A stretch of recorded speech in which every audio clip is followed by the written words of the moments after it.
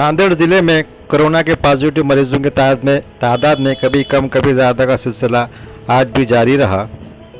29 अप्रैल को नांदेड़ ज़िले में 816 अफराद की रिपोर्ट पॉजिटिव आई है, जबकि 2 दिनों के दौरान 24 अफराद की मौत हुई है। ज़िले में आज 3320 अफराद की रिपोर्ट मौसूल हुई है, जिसमें से 816 अफराद पॉजिटिव पाए गए हैं,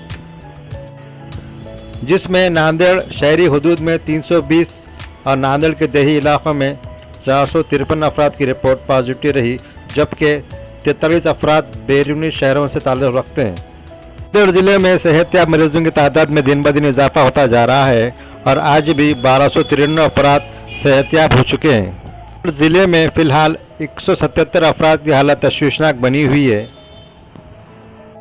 आज 29 अप्रैल तक नांदेड़ ज़िले में 11,416 अफराद ज़ेर इलाज है। 1531 अफराद की मौत हो चुकी है।